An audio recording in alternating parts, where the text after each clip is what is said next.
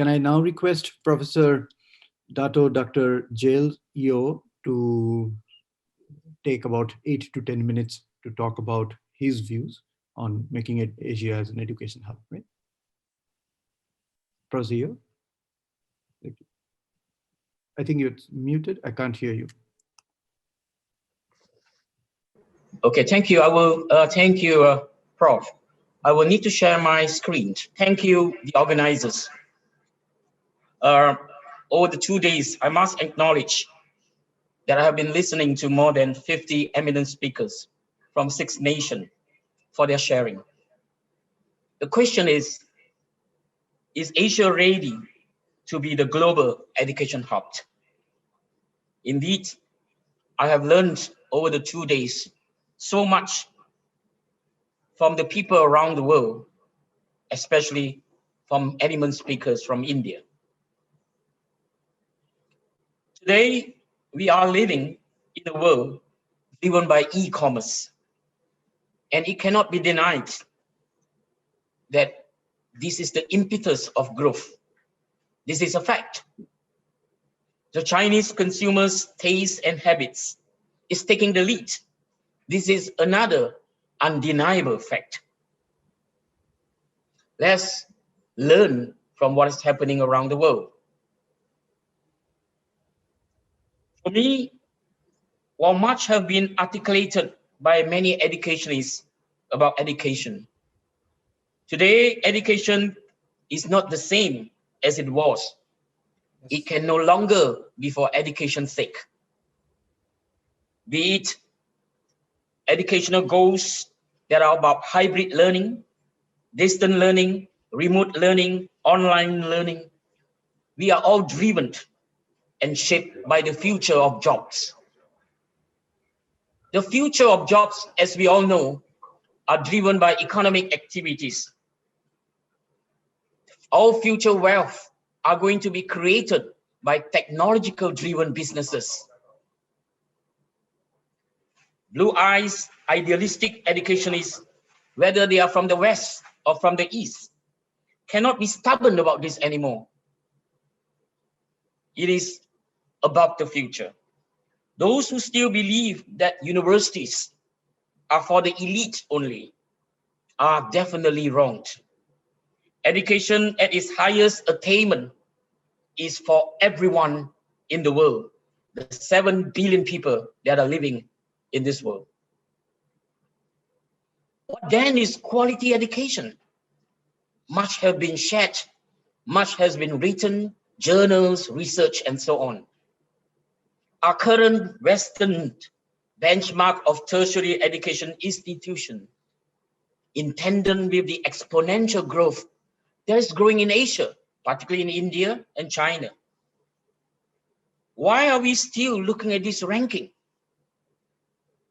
How can one size fit all? How can what is relevant to the West be relevant to the East at this 21st century?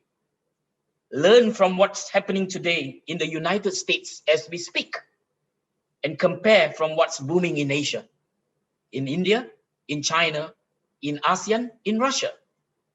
The answers are written on the wall, although many of us wouldn't dare to speak about it. We have to acknowledge that failing to accept the failing systems that are happening is going to be doomed for the future of education. We need to embrace new changes. And as many speakers have spoken, embracing challenges and changes is never easy to swallow. Hence, we are all stuck in the muck. We are stuck in the mud day after day. Therefore, much food for thought for those who still believe in times higher education, QS world ranking, academic ranking of world universities. Then why Asia? Today, we are happy to talk about Asia. For me, the solution is needed in Asia. There is immense growth economically and intellectually to drive the new education model befitting of Asia's needs and lead the West. Be brave, take that bold step. We are 62.9% of the world population. We are 4.6 billion creative intellectual minds and hungering for excellence in talents. We are 48 countries combined, rich not only in natural resources, but in cultural values, diversity, religions, and merit of language of communication. Most of these are broken down in the West today. We are the fastest growing economic region, as well as the largest continental economic growth, both by GDP and PPP in the world. Do we still need to ape current outdated system and flock to the West for educational goals? Are we still joking? Thanks to COVID-19, we are stuck back in our country.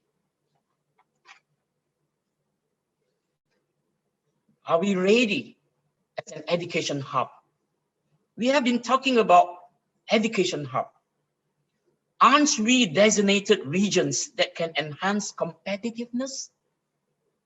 Are our capabilities and capacities inferior to the rest?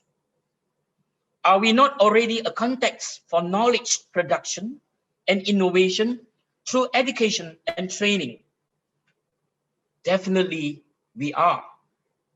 I heard of so many unbelievable efforts done by Asia, especially in India, on technological advancement in online delivery. Especially yesterday, I heard a sharing by Clever Insights about AI revolution. That's happening in India. Game-based learning, augmented reality, cloud computing with cybersecurity, flexible display, dynamic assessment with Montessori approach, internet access through contact lenses. Goodness, this is happening in Asia. We have already emerged to be the global education hub. Why is Asia still lagging? Ideally, what is the idealistic education to many of us? Let me bring down some lists of what the West has been talking about and where we have been copying all the time and worshiping it. Some benchmark: trained facilitators, teachers, mentors, coaches, learner-centered approach, state-of-the-art resources and facilities, relevant curriculum and materials, family and community support, gender-sensitive design, safe and conducive learning environment, and the list goes on. Is it impossible for us, Prof, and eminent speakers today, to do this? Do we need to ask ourselves and reinvent this? Are Asians so ignorant or incapable of providing this for education? Have we not been doing this as public or private enterprise in our country?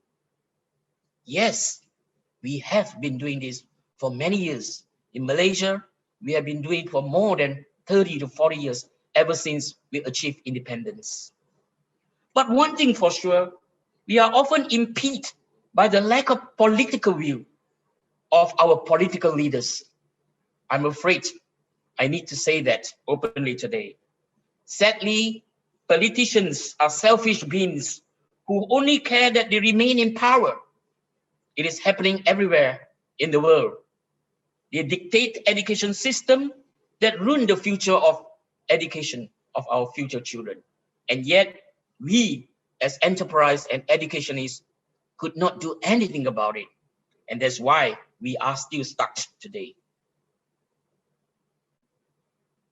What's the future for Asia in the next 30 years in terms of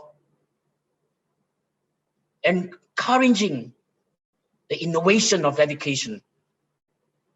The takeaway that I would like all of us to boldly accept that we as Asians, although humble with much humility, must be proud of what we have achieved over the centuries. We need to redefine, to rethink, and reinvent our own Asia educational benchmark. We need to do the necessary and do the right thing, and not to idealize Western disciplines and Western mistakes that has happened, such as the Times Higher Education, QS World University Ranking, academic ranking of World University, the Montessori approach, the Finnish phenomenon. Again, I'm not saying that they are not bad. I'm not saying that they're bad or destructive, but we have to move beyond that. Time for us as Asian to create our own model, the Asia Global Education System. I call it AGES, AGES. Time for us to look at 2030, AGES 1.0. Time for us to look at 2040, AGES 2.0. Time for us to be bold and ambitious and daring to look at 2050, AGES 3.0. In conclusion, it is time to personalize the education journey for every child born today. It is time to break down and throw away rigid, irrelevant entry requirements of credit hours, etc., etc., of white supremacy to justify hierarchy of education. Time for us to do away with subjects that are dictated, decided by politicians for primary, secondary, or even tertiary education. Time to produce, train, inspire every adult, parents, teachers, ourselves to be lifetime teachers, for the soul of learning. It cannot be entirely replaced by AI. The child in the future needs the soul of learning from every one of us. And I see it is only Asia, particularly India and China and the rest of ASEAN, that can bring the soul of learning to the rest of the world and be the leaders by 2050. With that, I conclude. Thank you, ladies and gentlemen.